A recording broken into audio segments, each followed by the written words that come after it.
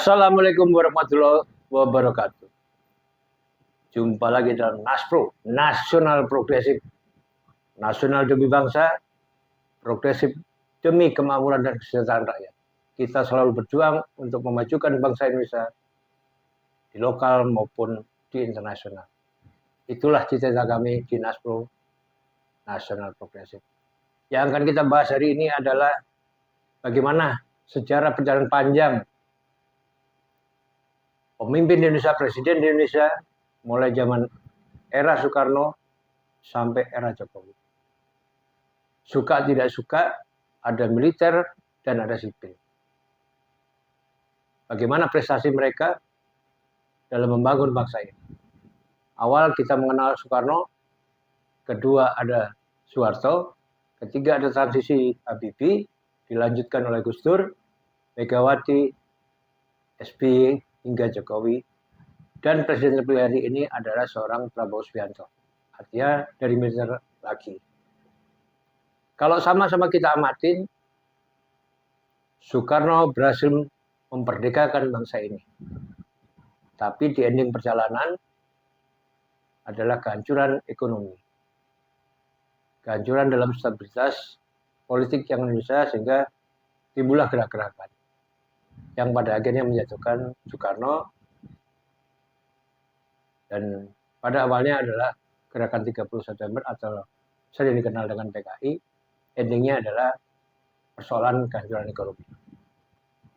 Yang kedua adalah Soeharto. Soeharto adalah seorang militer dari TNI AD, dan dia berhasil membangun ekonomi Indonesia dengan istilah replita dan lain sebagainya. Dan hari ini ketika Soeharto jatuh dengan berbagai macam kejadian di 98, masyarakat sangat merindukan sosok seorang Soeharto. Nah, kalau kita lihat apa tipikal dari militer itu sangat disukai sampai di akhir masa jabatannya dan masih sangat kuat di masyarakat adalah stabilitasnya. Di era presiden militer itu pasti ngomong stabilitas keamanan, stabilitas pertahanan, baru ekonomi dan lain sebagainya, atau istilah zaman Soeharto dulu ada namanya Ipolek Sosbud Hankam. Berkembang di periode sipil jadi berubah Ipolek Sosbud Kamla. Kamla itu keamanan dan lingkungan.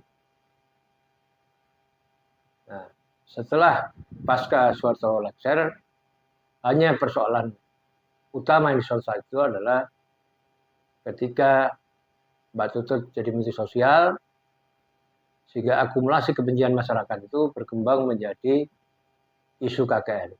Artinya korupsi, kolusi, dan nepotisme. Itu yang menjadi bumerang.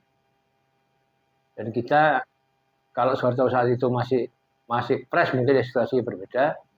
Tapi karena hari itu seorang Soeharto negarawan, dia mundur dengan terhormat ketika dalam tekanan tinggi. Juga menimbulkan hutang karena pada saat itu terjadilah ekonomi global yang sangat buruk sekali. Artinya jatuh karena didukung masyarakat menginginkan perubahan, tapi tekanan luar cukup tinggi ketika keterpurukan ekonomi. Artinya masa resesi saat itu sangat-sangat kuat mempengaruhi semua negara di dunia termasuk di Indonesia. Dan pada akhirnya menimbulkan kejatuhan ekonomi, dan kita dibantu IMF, tapi bukan bantu, malah menjadi hutang yang berkepanjangan. Sehingga dolar sampai melambung di atas 15.000, dan itu menjadi kejatuhan yang paling fatal buat Soeharto. Pasca itu muncullah Habibie. Habibie mau menahan ekonomi atau dolar itu menjadi lebih kecil. Tapi di saat pemerintahan Habibie lagi mau berkuasa, kesalahan fatal yang paling teringat di TNI Polri, terutama TNI yang berjuang di Timur Timur, akhirnya dengan terpaksa Timur Timur lepas dari Indonesia karena hasil daripada masyarakat sana menginginkan adanya kemerdekaan yang ditunggangi oleh luar yang punya kepentingan besar terhadap Timur saat itu dan menjadi Timor Leste saat ini. Sehingga di pemerintahan sipil pertahanannya nggak kuat. Artinya di era Habibie itu pertahanan sangat tidak kuat, ya kan? Keamanan, apalagi pada saat itu muncullah isu tentang Mega Habibie karena pemerintahan saat itu dipilih oleh MPR, artinya DPR MPR, dan pada saat itu pertarungannya adalah Mega posisi pemenang, Habibie punya kekuatan di DPR karena di luar PDIP yaitu P3 dan Golkar terutama mendukung Habibie, artinya itu manuver daripada jumlah kursi di DPR MPR itu sangat tidak memungkinkan Megawati untuk memimpin. Sehingga muncullah jalur tengah, ketika Mega Habibie kencang, muncullah sosok Gus Dur atau Abdurrahman Wahid, dan isu yang berkembang adalah separuh perjalanan akan diberikan kepada Megawati. Tapi keasikan, sehingga ketika Gus Dur didukung oleh para kaum reformis yang dipimpin Amin Rais pada saat itu koalisinya, Gus Dur jadi seorang presiden. Dampaknya adalah banyak hal-hal demokrasi menjadi dirubah pada saat Gus Dur. Yang terjadi adalah di luar dugaan yang hari ini menjadi beban demokrasi tentang amandemen UUD 45. Dan ini perdebatan masih panjang, artinya nggak mungkin selesai dalam waktu dekat pun masih panjang. Karena kepentingan-kepentingan orang yang tidak memahami reformasi saat itu menjadi punya kepentingan besar terhadap ekonomi di Indonesia. Jadi menjadi titik balik daripada demokrasi yang semakin lama semakin menyusup. Karena pemegang kekuasaan hari ini pun orang yang tidak memahami semangat reformasi saat itu. Apa semangat reformasi? Terutama adalah KKN, malah hari ini yang berkembang anak, cucu, mantu semuanya kalau bisa jadikan pejabat semua. Ini merusak tatanan demokrasi dan ada celah juga dalam semua pilkada itu. Calon yang kuat punya uang yang kuat, didukung partai yang lain untuk bisa memberikan rekomendasi, menjadi lawannya adalah kotak kosong atau istilah Jawanya adalah bumbung kosong. Jadi semakin lama reformasi ini menjauh daripada cita-cita. Dan pasca Gus Dur dijatuhkan lagi oleh Megawati dengan perjalanan, masih dalam kondisi sipil, artinya sipil zaman Soekarno, militer zaman Soeharto, sipil lagi di era Habibie, Gus Dur, dan Megawati. Tetap stabilitas itu di saat sipil berkuasa cenderung akan kurang begitu kuat. Sehingga banyak isu-isu berkembang sampai mencuatnya isu-isu terorisme yang terkadang sulit untuk kita masukkan dalam logika apakah benar terorisme itu segala macam, atau banyaknya kepentingan yang menginginkan adanya isu itu sehingga menjadi bergening politik yang ujungnya kembali pada bergening ekonomi. Dan ini sudah terlihat bergening ini dampaknya adalah rusaknya alam Indonesia melalui eksploitasi daripada tambang-tambang yang kecenderungannya asing yang masuk ke Indonesia. Dan pada akhirnya kita menjadi bangsa yang pura-pura nggak tahu generasi ke depan itu memperoleh apa yang diperjuangkan oleh kakek nenek kita atau pejuang-pejuang bangsa Indonesia dulu yang menyatakan kalau dilihat dari undang-undangnya punya cita-cita tinggi, memajukan dan mensejahterakan masyarakat Indonesia sesuai dari butir kelima daripada Pancasila itu sudah jelas keadilan sosial bagi seluruh rakyat Indonesia. Artinya rasa adil itu pun hari ini pun kita tidak rasakan. Adil dalam sisi hukum, persamaan hak dalam kesetaraan dalam masyarakat masih jauh daripada cita-cita perjuangan bangsa Indonesia pada saat berjuang dulu yang sangat mengharapkan adanya rasa adil di semua masyarakat Indonesia. Karena sekarang ini kekuatan uang menjadi dominan dan itu pun hanya segelintir orang yang tahu persoalan dan memainkan daripada alih informasi perubahan dinamika kehidupan berbangsa dari manual kepada digital, ya kan, analog menjadi smart, itu pun saya rasa segelintir orang yang bisa mendapatkan daripada perkembangan atau era di saat sekarang. Nah, setelah dari sipil muncullah sosok Susilo Bambang Yudhoyono, seorang militer, biarpun seringkali dikatakan dia seorang peragu, tapi dia tetap seorang jenderal, dan 2 periode masa jabatannya mampu membalikan keadaan untuk bisa mengurangi utang yang cukup tinggi. Pasca Soeharto lengser, pasca 3 presiden yang tidak mampu menyelesaikan utang yang cukup tinggi saat itu. Artinya secara berlahan IMF juga sudah bisa dikatakan mendekati lunas atau lunas sama sekali, ya kan.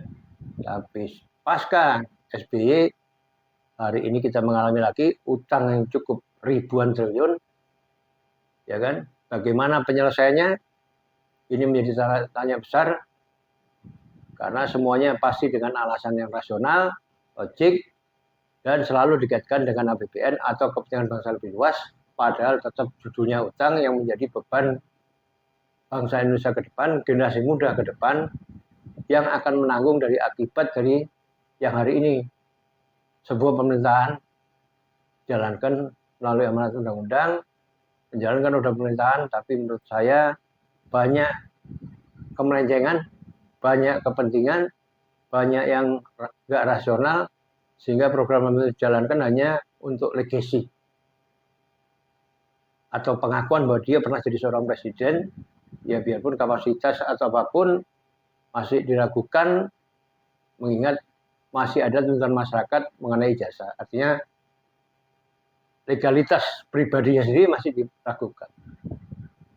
Yang terjadi hari ini adalah demokrasi malah semakin jauh, karena anak mantu, mungkin nanti cucu atau apapun, selama dia bisa menjabat, selama dia berkuasa, itu pasti akan dilakukan. Dan itu sudah terbukti, dampak yang kita rasakan hari ini kan itu.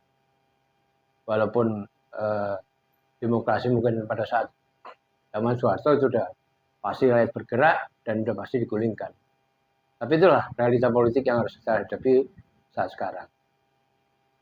Nah, sekarang kita akan masuki pemerintahan Prabowo, biarpun kondisi apapun, hari ini sudah terjadi, artinya presiden terpilih adalah Prabowo Subianto, dan wakilnya adalah Gibran Rakabuming Raka.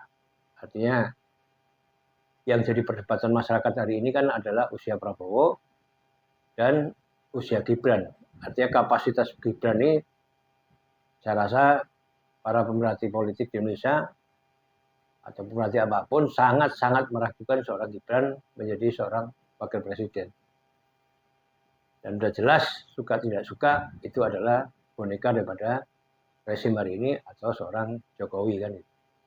Ini merupakan dosa politik, pelanggaran politik menurut saya, dan sangat-sangat jauh dari cita-cita reformasi di 98. Cuman para reformis tidak bergerak, tidak bisa mengingatkan seorang sosok Jokowi yang bukan daripada bagian tokoh penting di reformasi, tapi dia memperoleh hasil dari reformasi. Kalau mungkin nggak ada reformasi, ya seorang Jokowi nggak mungkin jadi presiden, jadi bupati, wali kota, ya belum tentu. Karena ada reformasi, semua orang bisa melakukan. Dengan di backup kepentingan-kepentingan sehingga berjalan seperti hari ini. Nah, pertanyaannya, bagaimana dengan pemerintahan Jokowi, sosok Prabowo ke depan? Kita sadar dan kita mengakui Prabowo memang secara usia, secara kesehatan mungkin sama-sama kita lihat, mungkin secara fisik, tapi dia membuktikan kerja kerasnya hari ini dengan berkunjung ke luar negeri, ya kan? Dan hari ini yang kita rasakan, background dia militer itu sudah mulai kita rasakan. Suka tidak suka, kalau kita melihat di sosial media atau informasi apapun, pertahanan Prabowo menjadi seorang presiden ke depan adalah menjadi pokok. Kenapa pokok? Hari ini luar pun juga memperhitungkan kekuatan militer Indonesia.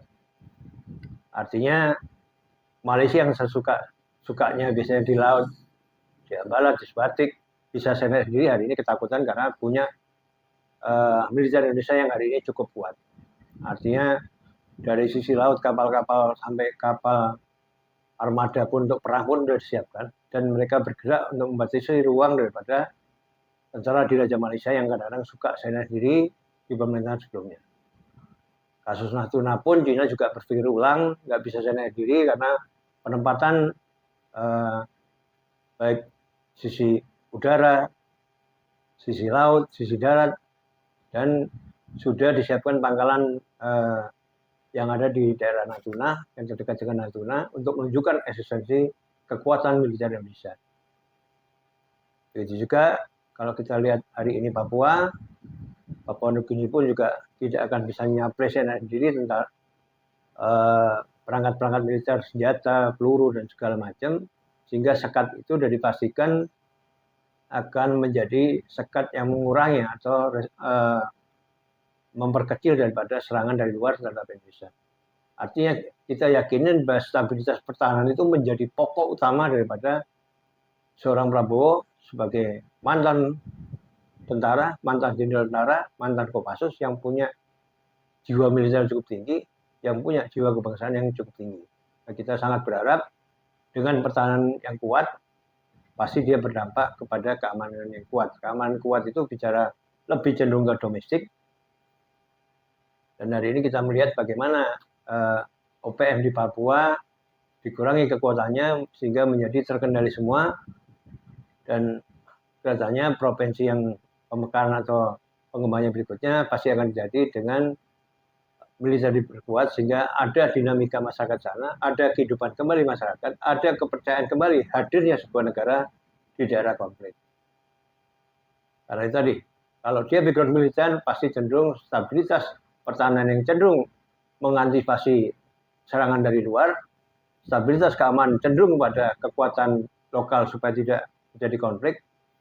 Dan hari ini kita lihat pekerjaannya di lokal sudah membangun komunikasi dengan beberapa partai, mereka calling down, mulai bagi-bagi kekuasaan, membagi-bagi peran, dan kecenderungannya partai-partai oposisi, kemungkinan kecuali PDI dia akan lebih bisa dirangkul, karena kecenderungannya PKB, PKS, Nasdem, dan partai P3 atau Perindo yang tidak punya kursi pun di kubu ketika pertarungan 3 kandidat bisa dirangkul dan dikasih kursi. Dan perkembangan adalah tentang tim penghubung atau tim pergantian ini sudah dimasukkan lewat 3 wakil menterinya dan beberapa BUMN. Masuknya ini adalah untuk ketika pergantian rezim itu berjalan mulus dan tidak terjadi kebocoran yang lebih fatal, karena biasanya namanya sudah tidak bisa menjabat, kemungkinan korupsi akan tinggi, kemungkinan kebocoran tinggi, padahal semuanya itu adalah uang rakyat hasil dari utang yang akan dipertanggungjawabkan oleh pemerintah sesudahnya. Ini kan berat, karena kemungkinan di atas 10.000 itu sangat mungkin. Artinya 10.000 triliun akan menjadi beban yang cukup berat bukan untuk pemerintahan Prabowo.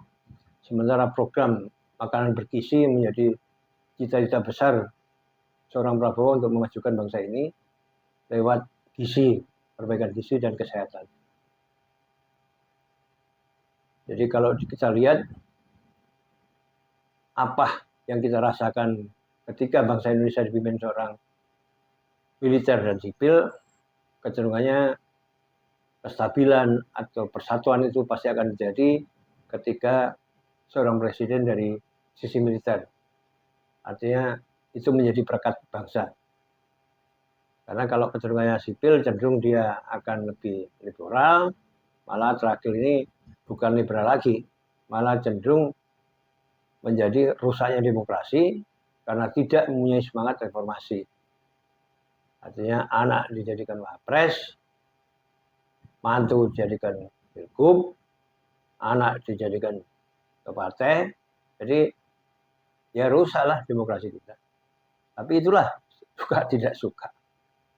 Bangsa ini memang bangsa yang lama dijajah seharusnya tidak seperti itu.